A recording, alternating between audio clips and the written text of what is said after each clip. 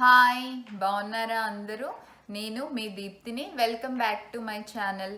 మీరు ఎవరైనా నా ఛానల్ ఫస్ట్ టైం చూసినట్టయితే ప్లీజ్ సబ్స్క్రైబ్ చేసుకోండి. పక్కనే ఉన్న బెల్ ఐకాన్ని క్లిక్ చేసి అక్కడ ఆల్ అని ప్రెస్ చేయండి. నేను ఎప్పుడు ఏ వీడియో పెట్టినా వెంటనే మీకు నోటిఫికేషన్ వస్తుంది. నేను మళ్ళీ చెప్తున్నానండి, సబ్స్క్రిప్షన్ కంప్లీట్గా ఫ్రీ, మీకు ఎటువంటి ఛార్జెస్ పడవు. ఒకవేళ నేను పెట్టే వీడియోస్ మీకు ఇంట్రెస్టింగ్గా అనిపిస్తే, ఏమన్నా ఇన్ఫర్మేషన్ యూస్ఫుల్ ఉంటుంది అనిపిస్తే డెఫినెట్గా సబ్స్క్రైబ్ చేసుకొని నాకు సపోర్ట్ చేయండి. థ్యాంక్ యూ ఇప్పటి వరకు నాకు సబ్స్క్రైబ్ చేసుకున్న వాళ్ళందరికీ. ఈరోజు వీడియో వచ్చేసి పళ్ళ గురించి అండి, టీత్ గురించి. నేను టీత్ క్లీనింగ్ అయినా టీత్ హెల్త్ అయినా మరీ అంత ఇంపార్టెంట్, దాని ఇంపార్టెన్స్ ఏంటి అంతా నాకు ఇంతకుముందు బాగా తెలియదండి.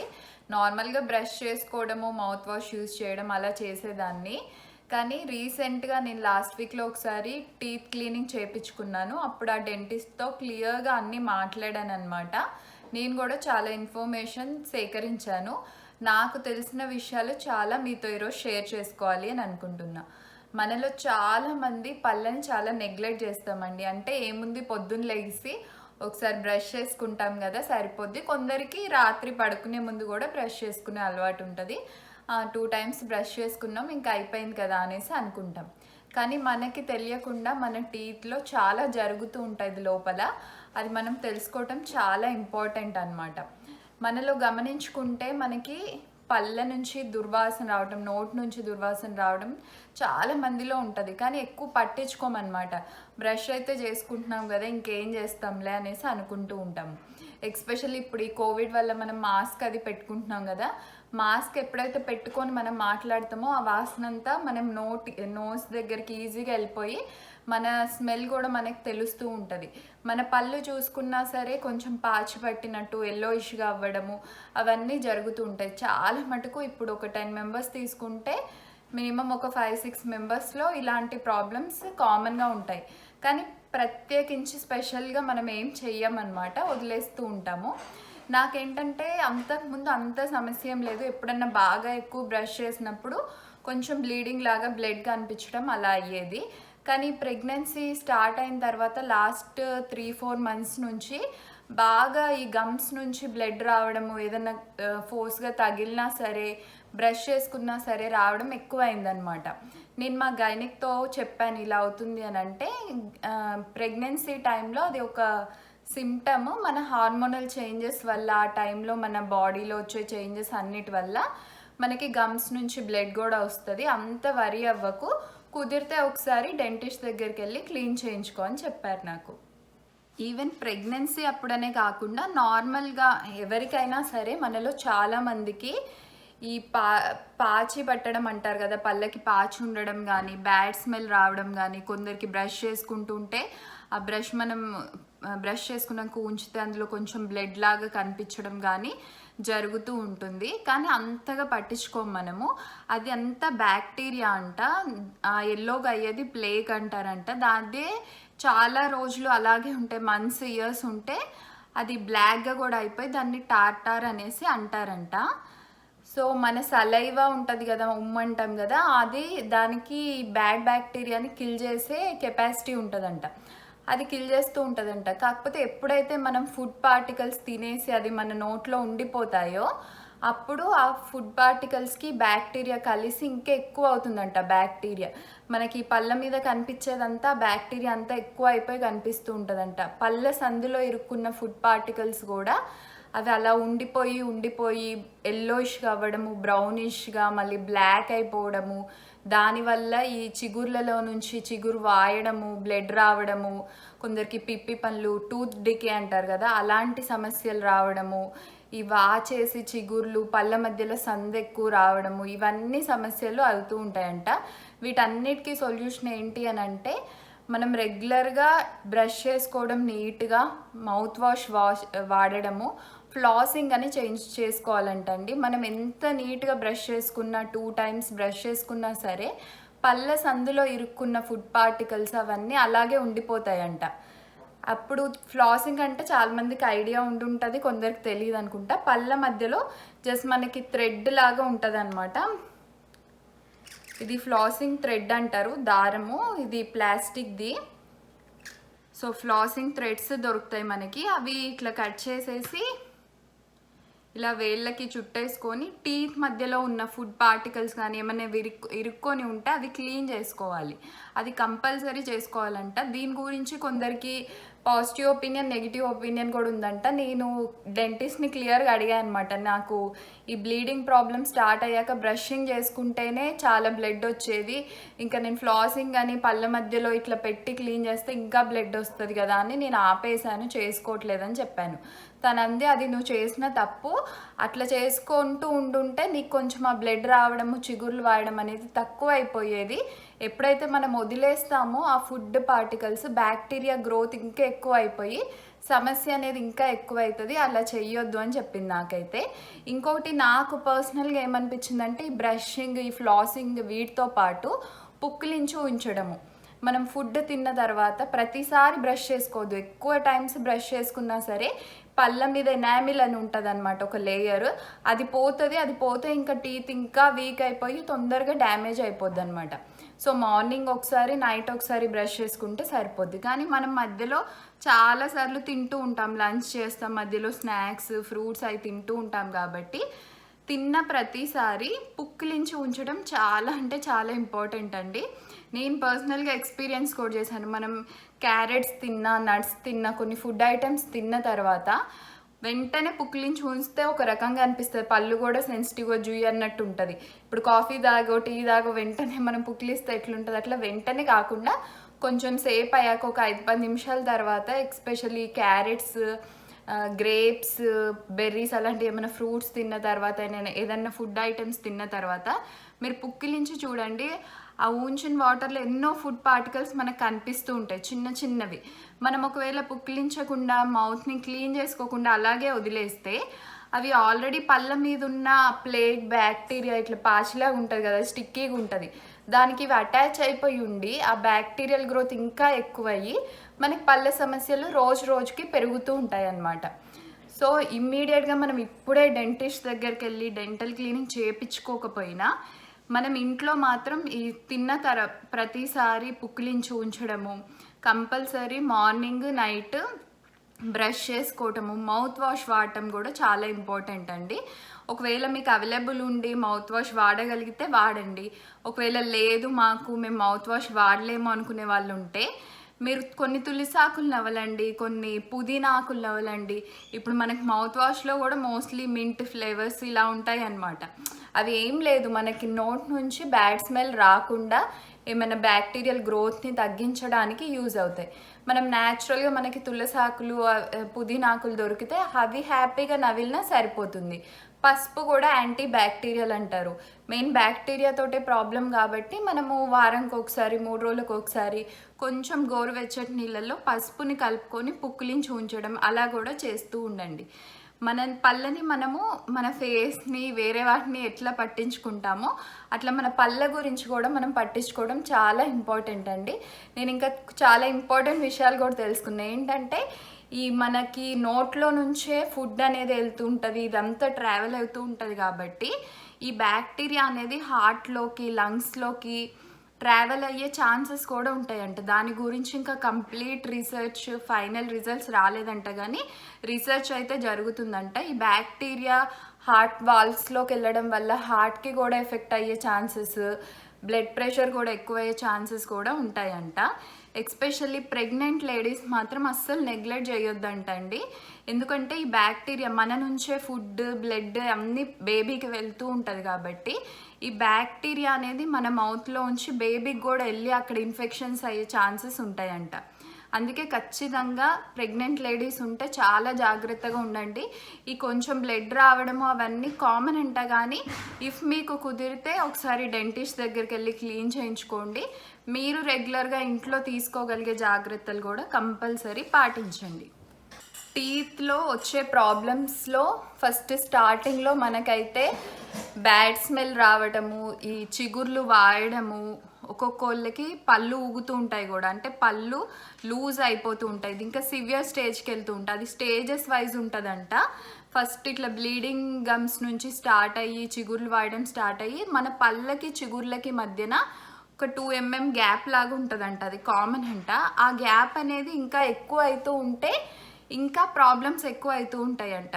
ఇంకా చాలా గ్యాప్ ఎక్కువ అయిపోతే పన్ను అనేది లూజ్ అయిపోయి ఊడిపోవడం కూడా జరుగుతూ ఉంటుందంట. ఈ బ్యాక్టీరియల్ గ్రోత్ ఎక్కువ అయిపోతే ఇన్ఫెక్షన్ అయ్యి టూత్ డికే, పుచ్చిపళ్ళు అంటారు కదా, ఈ చాక్లెట్స్ ఐస్ క్రీమ్స్ ఎక్కువ తినే చిన్న పిల్లల్లో కూడా పుచ్చిపళ్ళు అనేవి వస్తున్నాయి. మెయిన్ ఏంటంటే మనం అది బ్రష్ చేసుకున్న, వాళ్ళు చాక్లెట్ తినేసి అలా వదిలేసినా సరే బ్రష్ చేసుకున్నా అది బయటికి రాదంట. ఇంకా బ్రష్ కూడా చేయకుండా పుక్లించి ఉంచకుండా చాక్లెట్ తినేసి వదిలేస్తే ఆ స్టిక్కీగా పళ్ళకి అలా అతుక్కుపోయి బ్యాక్టీరియల్ గ్రోత్ ఎక్కువైపోయి అక్కడ మనకి ఈ పుచ్చిపళ్ళు వస్తే మనకు క్లియర్గా కనిపిస్తుంది కూడా, అంత బ్లాక్ అయిపోయినట్టు అట్లా టూత్ డికే అనేది స్టార్ట్ అయిపోతుందంట. జింజివైటిస్ అనే ప్రాబ్లం ఉంటుందంట. పెరియోడెంటల్ పాకెట్స్ అంటే ఈ మన పళ్ళకి చిగుర్లకి మధ్యన గ్యాప్ అనేది ఎక్కువ అవుతుంది, అక్కడ వాటిని పాకెట్ లాగా మెజర్ చేస్తారంట. సో ఎంత డెప్త్కి గ్యాప్ వచ్చింది అనే దాన్ని బట్టి చూస్తారంట. ఇదంతా నేను డెంటిస్ట్ని అడిగి రీసెంట్గా లాస్ట్ వీక్ వెళ్ళాను కాబట్టి నాకు తెలుసుకుంది చెప్తున్నా.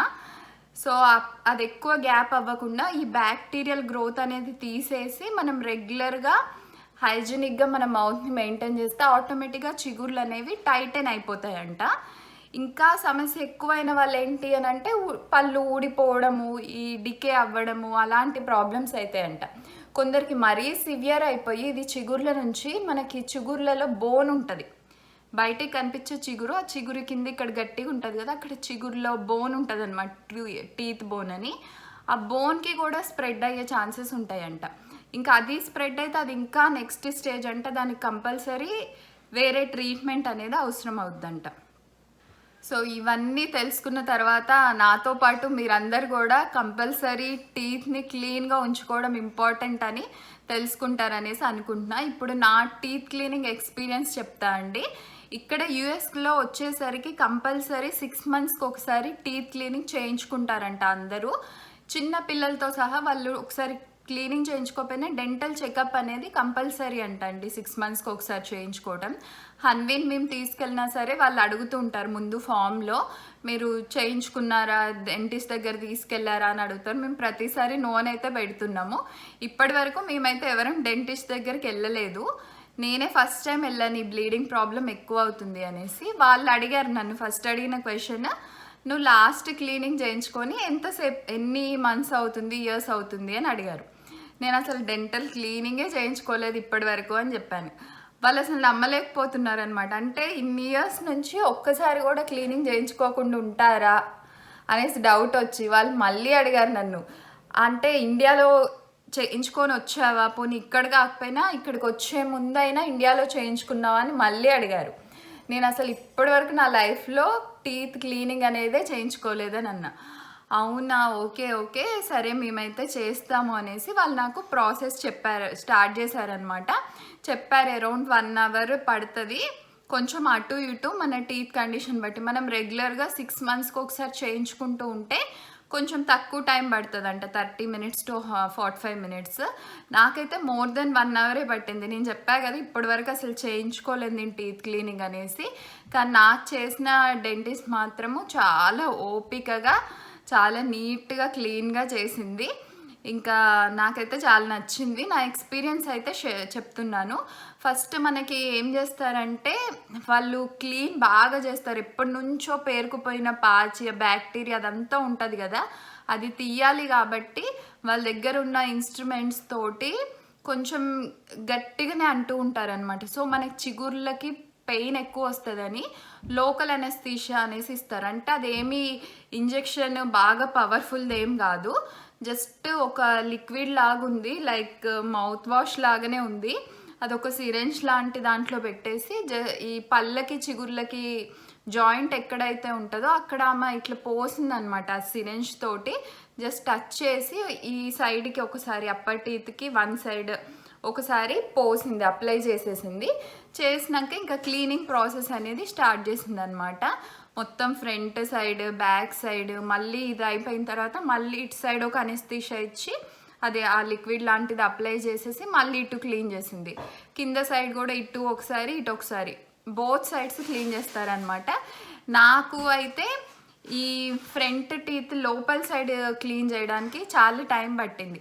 మనం జనరల్గా బ్రష్ చేసుకున్నప్పుడు చాలామంది ఏం మిస్టేక్ చేస్తారంటే ఎక్కువ ఈ ఫ్రంట్ టీత్ని కాన్సన్ట్రేట్ చేస్తాం. మనం ఈ ఫ్రంట్ సైడ్ కనిపించేది దట్టు ఇలా ఇలా క్లీన్ చేసుకుంటాము, మళ్ళీ లోపల ఇలా ఇలా అనేసి అంటాము. అండ్ కొందరు 2 minutes, కొందరు 5 minutes 10 minutes రుద్దుతారు. ఎక్కువసేపు రుద్దినా మంచిది కాదంట బ్రష్ చేసుకున్నా. కానీ ఈ టీత్కి లోపల సైడ్ అనే దాన్ని చాలామంది నెగ్లెక్ట్ చేస్తాం. ఈ ఫ్రంట్కి ఎంత కాన్సన్ట్రేషన్తో మనం బ్రష్ చేసుకుంటామో ఆ లోపల టీత్ని అంత కాన్సన్ట్రేషన్తో చేసుకోము. నాకు పళ్ళ క్లీనింగ్లో ఈ కింద సైడ్ లోపల సైడ్ క్లీనింగ్కి చాలా టైం పట్టింది. అక్కడ ఎక్కువ ఈ ప్లేగ్ అనేది బ్యాక్టీరియా అనేది ఎక్కువ ఉందన్నమాట. సో ఆమెది చాలా ఓపికగా క్లీన్ చేసింది. ఈ ఒక్క పార్ట్కి చాలా టైం పట్టింది నాది. ఫస్ట్ అయితే అదంతా క్లీన్ చేస్తున్నప్పుడు నార్మల్గా క్లీన్ చేసినా బ్లడ్ వస్తూ ఉంటుందంట. అంటే చిగుర్లు సెన్సిటివ్గా ఉంటుంది కదా, వాళ్ళు క్లీన్ చేసేటప్పుడు వస్తుందంట. నేను ఆల్రెడీ ఈ ఈ ప్రాబ్లం ఉంది, ఈ హార్మోనల్ ప్రాబ్లమ్స్ ఇవన్నీ ఉంటాయి ఈ టైంలో కాబట్టి ఇంకా చాలా బ్లడ్ వస్తూ ఉండే. వాళ్ళ దగ్గర సక్షన్ చేసేది ఉంటుంది అనమాట, ఇట్లా వ్యాక్యూమ్ సక్షన్ లాగా. సో అది వస్తూ ఉంటే వాళ్ళు వాటర్తో వాష్ చేస్తున్నారు, ఆ వచ్చింది బ్లడ్ అదంతా క్లీన్ చేస్తున్నారు, మళ్ళీ చేస్తున్నారు. చాలా టైం పట్టింది. తనైతే అడుగుతుంది పాపం చాలాసార్లు, ఆర్ యూ ఓకే ఏమైనా పెయిన్ అవుతుందా. నాకు పెయిన్ అయితే ఏం లేదు అంతకుముందు. Even normal brushing time bleeding అయినా పెయిన్ అయితే ఏం లేకుండే అనమాట. వాళ్ళు క్లీన్ చేసేటప్పుడు కూడా లేదంటే కొంచెం అయితే ఉంటుంది. వాళ్ళు ఎంత లైట్ మైల్డ్ అనెస్థీషియా ఇచ్చారు కానీ ఒక దాన్ని పట్టుకొని మన పళ్ళ చిగుర్ల చుట్టూ బాగా క్లీన్ చేస్తూ ఉంటే నొప్పని అయితే వస్తుంది. కానీ నేను మ్యాక్సిమం అంత భరించలేనంత ఏం రాలేదు. తనైతే నన్ను యూఆర్ ఏ సూపర్ మామ్, ఎంత ఓపికగా కూర్చున్నావు, ఇంతసేపు బాగా చేసుకున్నావు అనేసి ఒక 3-4 times చెప్పింది. ఇంకా తనే కొంచెం ఆగిందనమాట, ఏమన్నా అవుతుందా పెయిన్ వస్తుందా అనేసి ఆగుకుంటూ చాలా బాగా చేసింది. ఇంకా అదంతా క్లీన్ చేసిన తర్వాత మళ్ళీ ఫ్లాసింగ్ చేసింది అనమాట. నేను ఇంతకుముందు ఒకటి థ్రెడ్ అనే చూపించా కదా, తను మొత్తము నా ఎవ్రీ టీత్ ఇక్కడ నుంచి పైన కింద మొత్తం ఫ్లాసింగ్ చేసింది. ఫైనల్గా లైట్ పాలిషింగ్ లాగా, పాలిషింగ్ అంటే మరీ ఏదో కత్తిని షార్ప్ చేసినట్టు అలాంటిది అంతో కాదు, ఎక్కువ చేస్తే మన టీత్ ఇనామిల్ వెళ్ళిపోద్ది కాబట్టి నార్మల్గా ఏదో క్లీనింగ్ టైప్లో లాగా చేసింది. ఏమీ పెయిన్ఫుల్గా అయితే ఏం లేదనమాట. ఈ పాకెట్స్ అవి చెక్ చేసినప్పుడు నాకు కొంచెం గమ్స్కి టీత్కి మధ్యన గ్యాప్ పెరుగుతూ వస్తుంది.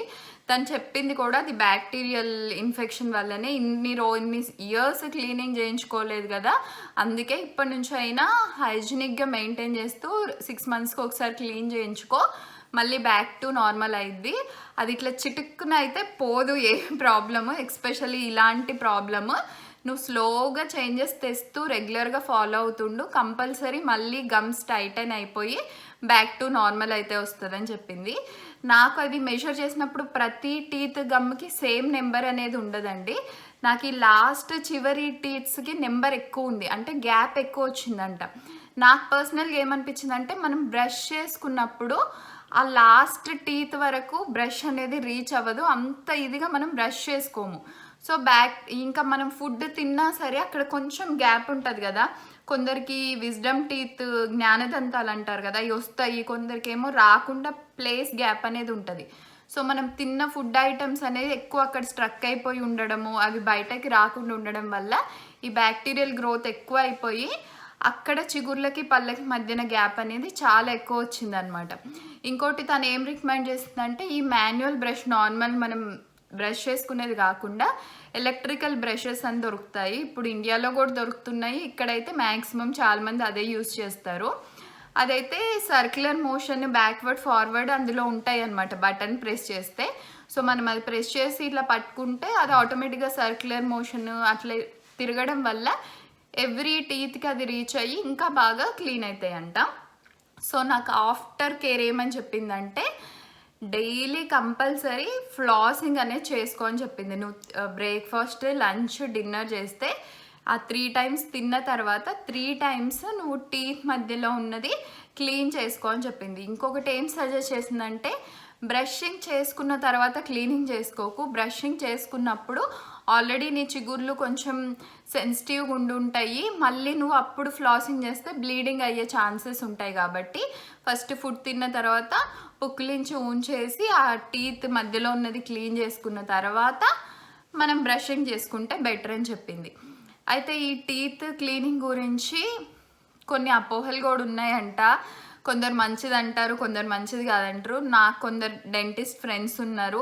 నేను ఇప్పుడు వెళ్ళిన డెంటిస్ట్ని అడిగిన కొన్ని వేరే వీడియోస్ కూడా చూశాను అనమాట, ఏది నిజమని. మోస్ట్లీ ఏమని చెప్పారంటే ఏ డెంటిస్ట్ ఆ టీత్ మీద ఉన్న ఇనామిల్ పోయేంత వరకు అయితే క్లీన్ చేయరంట అండి, అంత డ్యామేజ్ అయ్యేటట్టు చెయ్యరంట.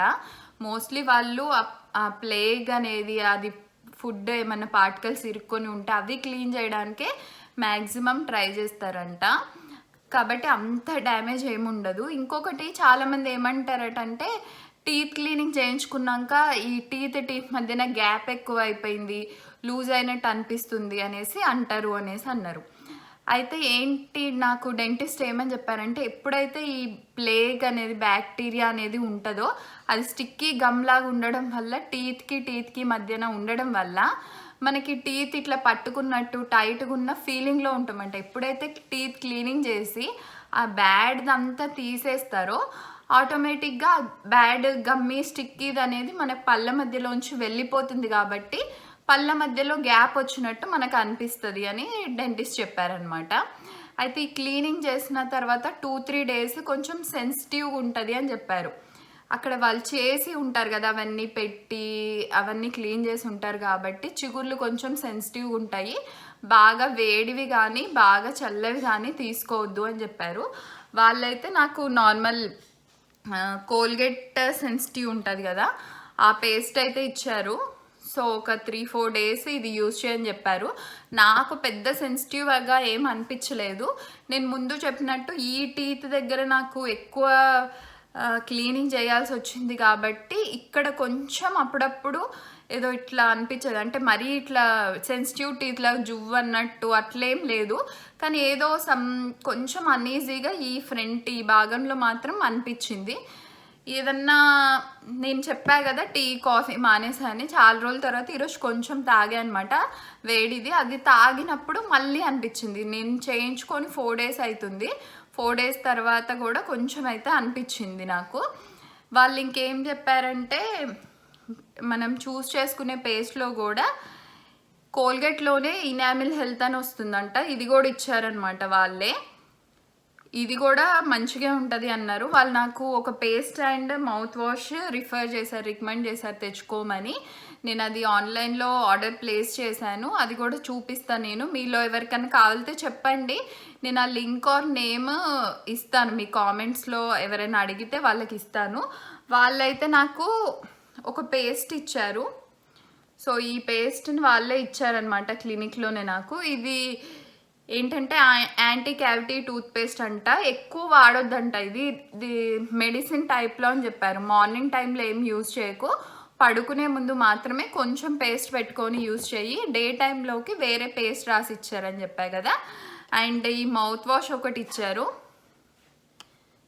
ఈ మౌత్ వాష్ కూడా అంతే, ఓన్లీ నైట్ టైం పడుకునే ముందు యూజ్ చెయ్యి. అది ఇది ఫినిష్ అయిపోయిన తర్వాత మళ్ళీ రెగ్యులర్గా వాళ్ళు రాసిచ్చిన మౌత్ వాష్ వాడమని చెప్పారు. ఇది ఒక్కసారి ఈ బాటిల్ ఒకటి అయిపోయే వరకు వాడితే చాలన్నారు. నార్మల్గా డే టైంలో యూజ్ చేయడానికి పేస్ట్ మౌత్ వాష్ వేరేది ఇచ్చారనమాట. సో ఇదండి ఈరోజు వీడియో. ఐ హోప్ మీలో ఎవరికన్నా యూజ్ అయ్యిద్ది అని అనుకుంటున్నా. మీలో కూడా ఎవరన్నా ఒకవేళ పళ్ళని నెగ్లెక్ట్ చేస్తే అస్సలు చేయకండి. మీకు వెంటనే డెంటిస్ట్ దగ్గరికి వెళ్ళి క్లీన్ చేయించుకోలేకపోతే అట్లీస్ట్ మీరు ఇంట్లో ఈ చేంజెస్ అన్నైనా తీసుకురండి. కనీసం పొద్దున ఒకసారి రాత్రి ఒకసారి బ్రష్ చేసుకోవడం, మనలో చాలా మందికి అలవాటు ఉండదు రాత్రి బ్రష్ చేసుకోవడం, అది ఇంకా కంపల్సరీ చేసుకోండి. ఇంకా మనం నైట్ ఆల్రెడీ బ్రష్ చేసుకుంటే పొద్దునకి ఫుడ్ ఏం తినం కదా మనం, నైట్ అంతా ఫుడ్ అది ఇది ఏముండదు, ఇంకా బ్రషింగ్ ఈజీ అయిపోద్ది అనమాట.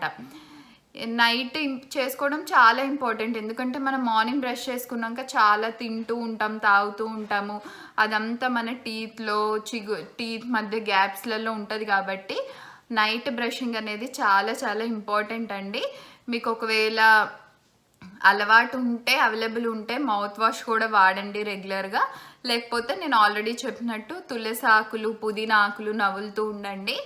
కంపల్సరీ తిన్న తర్వాత ఫుడ్ ఐటమ్స్ తిన్న తర్వాత పుక్లించి ఉంచండి. ఈవెన్ ఇప్పుడు మీరు పుదీనా ఆకు తింటారు, మన మన పళ్ళలు గమనించుకుంటే ఆ చిన్న చిన్న ఆకు ముక్కలు ఉంటాయి, వీటిని పుక్కిలించి ఉంచేసేయాలన్నమాట కొంచెం సేపు అయిన తర్వాత. లేకపోతే ఆ ఆకు చుట్టూ కూడా ఇంకా బ్యాక్టీరియల్ గ్రోత్ అయిపోయి ఇంకా ప్రాబ్లం అవుతూ ఉంటుంది.